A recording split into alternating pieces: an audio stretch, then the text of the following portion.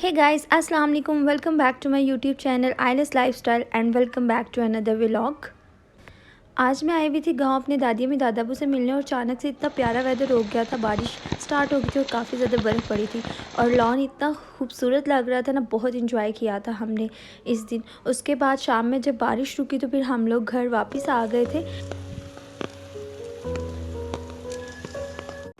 गांव में मेरे एक चाचू होते हैं अपनी फैमिली के साथ और दादी अम्मी दादाबू भी उन्हीं के पास रहते हैं।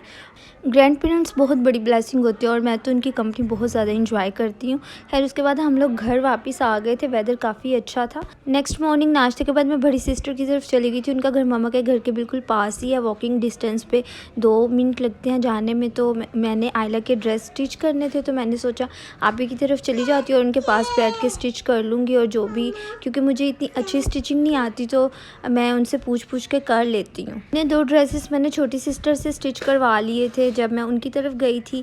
अभी मेरा एक ड्रेस रहता था स्टिच होने वाला और मुझे था घर जाने से पहले वो भी स्टिच हो जाए। और आयला के मैंने कहा था कि आप ही के पास बैठ के कर लूँगी। तो आयला के आज 2 ड्रेसेस मैंने आज आयला के स्टिच किए थे। माशाल्लाह से बहुत प्यारे उसके ड्रेस स्टिच हुए थे। और साथ में आयला का एक फ़्रॉक मैंने स्टिच करना था तो वो उसने मुझे बहुत तंग किया था। उस पर बहुत काफ़ी मेहनत लगी मुझे। उसके फ़्रॉक के लिए ना मैंने नेट का कपड़ा लिया हुआ था, लेकिन वो थोड़ा ना टिश्यू वाली शेप में था, लाइक ना वो नेट थी और ना ही वो टिश्यू था। तो उस पर जब मैं चूंट्स वगैरह डाल रही थी तो मुझे उसकी कोई इतनी अच्छी शेप नहीं थी आ रही और वो कपड़ा मुझसे हैंडल करना बहुत मुश्किल हो रहा था। तो एकदम तो मैं डिसअपॉइंट हो गई थी कि ये मुझे लग रहा था कि मैंने अपने पैसे ज़ाया कर दिए और इसकी उस टाइप की फ़्रॉक नहीं बनेगी जैसे कि मुझे चाहिए थी। तो फिर मैंने सिस्टर को बोला कि मेरे से ये कपड़ा हैंडल नहीं हो रहा तो फ़्रॉक मुझे आप स्टिच कर दें। तो आपने कुकिंग करनी है तो वो मैं आपको कर देती हूँ। तो यहाँ पे मैं बना रही थी करेले चिकन और माशाल्लाह से बहुत मज़े के करेले चिकन बने थे, सब ने बहुत पसंद किए। और मुझे तो करेले चिकन वैसे ही बहुत ज़्यादा पसंद है। अच्छा, करेलों में आप चिकन ऐड कर लो या गोश्त ऐड करो या कीमा, वो इतने मज़े का टेस्ट हो जाता है और स्पाइसी सा बनता है, बड़ा मज़ा आता है खाने का। और मैं तो बहुत खुश होकर इनके साथ रोटी खाती हूँ। हम लोग डिनर कर रहे थे और मेरा दिल था कि मैं ख़मीरी रोटी के साथ ये खाऊंगी, लेकिन बारिश बहुत ज़्यादा हो रही थी बाहर, तो इसलिए फिर घर में ही आप ही ने मुझे रोटी बना दी। लेकिन बहुत मज़ा आया था खाने का। आयला को भी मैं साथ खिला रही थी।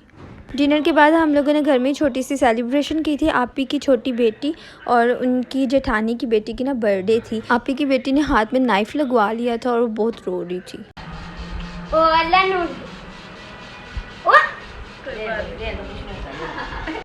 ओहो, व्हाट इज दिस? इसके बाद मेरी बारी है।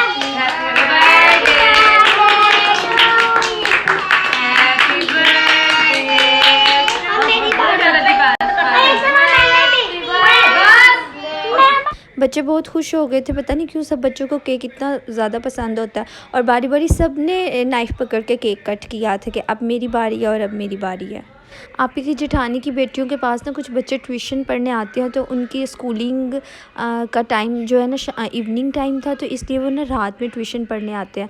तो काफ़ी बच्चे कलेक्ट हुए थे, इसलिए सबको ही इक्वली केक डिस्ट्रीब्यूट किया था उन्होंने। और आयला भी बहुत मज़े से केक इंजॉय कर रही थी और बार बार वो मांग रही थी कि और। उसके बाद सब बच्चे सो गए थे क्योंकि वो स्कूल जाते हैं तो आप ही उन्हें जल्दी सुला देती हैं। और आयला को भी मैंने आज दिन में नहीं नैप दिया था तो वो भी टाइम से ही सो गई थी। तो हम लोग अब फ़्रॉक स्टिच कर रहे थे क्योंकि उस टाइम पे भी आप ही को टाइम नहीं था मिला कुछ करने का। उनकी बेटी बहुत तंग कर रही थी छोटी, तो आप ही यहाँ पे स्टिचिंग कर रही थी और मैं साथ में ये बाउंटी इंजॉय कर रही थी। आयला भी सो चुकी थी और आप ही की बेटी भी। सब लोग सो चुके थे, जस्ट मैं और आप ही जाग रहे थे। और हम दोनों को सोते हुए ना तकरीबन 4 o'clock हो गए थे क्योंकि 2 बजे तक तो हम लोग स्टिचिंग करते रहे और उसके बाद हम लोग बातें करने लग गए थे। नेक्स्ट डे फिर मैं 11 o'clock उठी थी बिकॉज़ रात को हम लोग काफ़ी लेट सोए थे। उठ के मैंने आयला को शावर दे दिया था और हम लोगों ने नाश्ता किया था। आलू के पराठे बनाए हुए थे आप ही ने और बहुत मज़ा आया था हम लोगों को खाने का। उसके बाद जो काम रहता था फ़्रॉक का वो आप ही ने पूरा किया और मैंने ये आयला के ड्रेसेस के साथ की उसकी हेयर बो बनाई थी। एक मैंने उसके फ़्रॉक के साथ स्टिच की और साथ में मैंने उसके एक ये ड्रेस के साथ स्टिच की थी। इसकी पिन मुझे घर से ही मिल गई थी क्योंकि एक पिन टूटी हुई थी, तो उसकी बैक वाली हिस्से को ना मैंने इस पे जॉइंट कर दिया था। तो ये बहुत ही प्यारी सी पिन बन गई थी आयला की। फ़्रॉक को पीछे बेल्ट लगने वाला रहता था, हापी ने वो बेल्ट लगाया, माशाल्लाह से बहुत प्यारी फ़्रॉक बन गई थी। मुझे था कि इसकी शेप अच्छी नहीं आएगी, लेकिन वो बहुत ही अच्छी शेप आई थी उसकी। शायद मुझसे, क्योंकि मैं स्टिचिंग नहीं करती हूँ, मुझे नहीं आती, तो वो कपड़ा मेरे से हैंडल नहीं था और मुझे बनानी नहीं थी आ रही, लेकिन माशाल्लाह से आपी ने बहुत प्यारी स्टिच की। उसके बाद आपी ने बेडशीट स्टिच की, मामा आपी को दे के गई हुई थी क्योंकि भाई आ रहे थे बाहर से ऑलमोस्ट 5 ईयर के बाद, तो मामा ने ना घर की भी पूरी सफाई करवाई थी और साथ में वो फिर न्यू बेडशीट लेके आई थी कि हम सारे रूम में ना न्यू बेडशीट बिछाएंगे। तो आपी ने वो स्टिच की और उसके बाद हम लोग घर आ गए थे। इधर हमारे घर के पास ही पार्क है, तो फिर मैं शाम में पापा के साथ बच्चों को पार्क लेके आई थी। पापा जो है ना वो डेली शाम में वॉक के लिए जाते थे। शादी से पहले मैं भी उनके साथ शाम में जाया करती थी वॉक पे, और समटाइम मॉर्निंग में भी जाती थी, काफ़ी मज़ा आता था। तो मैंने सोचा कि चलो अब पापा जा रहे थे तो फिर मैं भी पापा के साथ आ गई और साथ में बच्चों को लेके आई।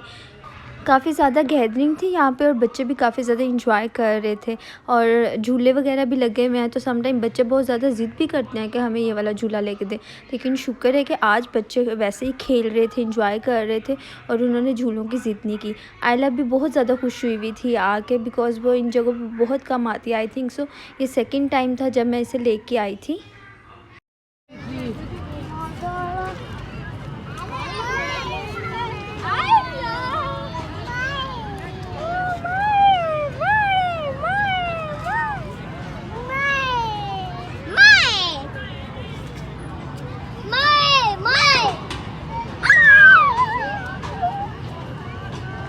अच्छा, इस पार्क की ना मुझे एक चीज़ बहुत अच्छी लगती है कि यहाँ पे पहले तो नहीं था, लेकिन ये 1 साल से हुआ है कि यहाँ पे ना उन्होंने कुछ मैनुअल मशीन्स लगाई हुई हैं एक्सरसाइज की।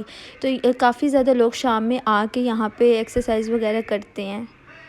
ये एक एरिया उन्होंने सेपरेट कर दिया हुआ है और यहाँ पे लोग एक्सरसाइज वगैरह करते हैं। मैनुअल मशीनरी उन्होंने रखी हुई है। तो बच्चे तो मोस्टली उनको झूला समझते हैं और बच्चे बहुत ज़्यादा वहाँ पे ज़्यादातर बड़ों से ज़्यादा बच्चे होते हैं।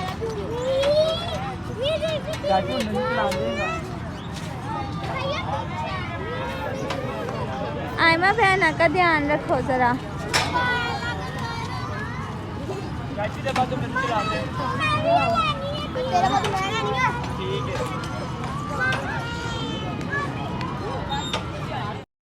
मॉर्निंग में यहाँ पे ना इन्होंने लेडीज़ के लिए भी एक एरिया सेपरेट किया हुआ है कि लेडीज़ भी इजीली यहाँ पे एक्सरसाइज वगैरह कर सकती हैं और प्रॉपर एक लेडी ट्रेनर हायर की हुई है जो आपको एक्सरसाइज करना बताती है कि आप इस तरह करें। तो वैसे मैंने पर्सनली खुद तो एक्सपीरियंस नहीं किया, लेकिन मामा मुझे बता रही थी कि मॉर्निंग में यहाँ पे ऐसे है सिस्टम के लेडीज़ के लिए सेपरेट किया हुआ है, क्योंकि ये सब कुछ पहले नहीं था, मेरी शादी से पहले नहीं था। ये तकरीबन 1 साल हुआ है कि उन्होंने ये सब चीज़ें यहाँ पे सेट की हैं। बच्चे बहुत ज़्यादा इंजॉय कर रहे थे। कुछ वेदर भी बहुत मज़े का था, गर्मी भी नहीं थी और हल्की हल्की सी हवा चल रही थी। चाँद इतना खूबसूरत लग रहा था, यहाँ पे फुल मून था आज। बच्चों ने इन एक्सरसाइज मशीन को झूला बनाया हुआ था और वो समझ रहे थे कि ये झूले हैं, तो वो झूले ले रहे थे और साथ में कह रहे थे कि पप्पा मेरी यहाँ पे पिक्चर लो, पप्पा यहाँ पे पिक्चर लो। तो खूब इंजॉय कर रहे थे बच्चे और साथ में आयला भी उन्हें देख के खुश हो रही थी। आयला को भी मैंने यहाँ पे ऐसे बिठाया, लेकिन वो ले नहीं थी रही और बाद में वो खुद ही यहाँ पे ऐसे बैठ गई। और आयला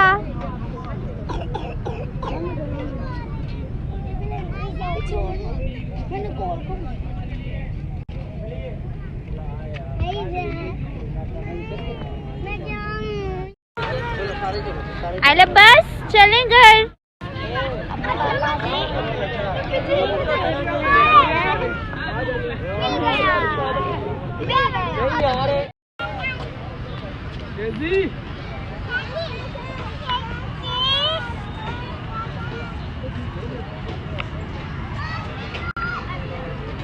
आयला नो बेटे, मेरे साथ एक फोटो लो। आइला मेरी एक फोटो लो।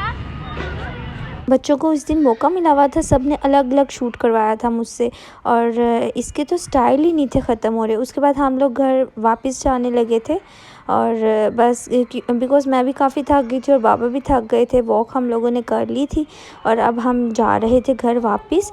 तो यहाँ पे ना एक जगह पे काफ़ी ज़्यादा गैदरिंग हुई हुई थी, तो हमने कहा देखते हैं कि क्या है। तो यहाँ पे सब लोग इकट्ठे हुए थे मोंकी देखने के लिए। यहाँ पे मोंकी डांस हो रहा था।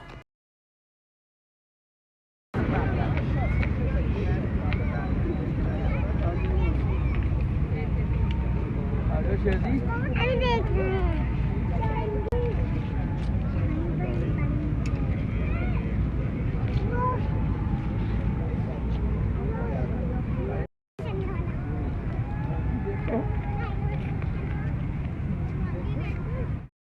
कुछ टाइम के लिए बच्चों ने वहाँ पे मोंकी डांस एंजॉय किया और उसके बाद फिर हम लोग वापस आ गए थे घर की तरफ। आयला मेरे साथ ही पीछे, उसकी वजह से मुझे आहिस्ता आहिस्ता चलना पड़ रहा था, बाकी बच्चे आगे बाबा के साथ थे।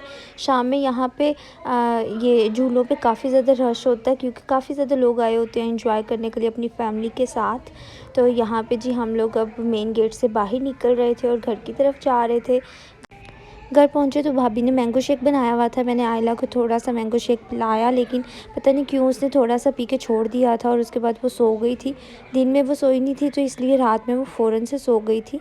तो इसके साथ ही मैं आज का व्लॉग एंड करती हूँ। होपफुली गाइज़ आप लोगों ने आज का व्लॉग एंजॉय किया होगा और इसे लाइक भी किया होगा। और अगर आपने अभी तक चैनल को सब्सक्राइब नहीं किया तो जल्दी से चैनल को सब्सक्राइब कर दें, ताकि ऐसे ही मज़े मज़े के व्लॉग मैं अपलोड करती रहूँ।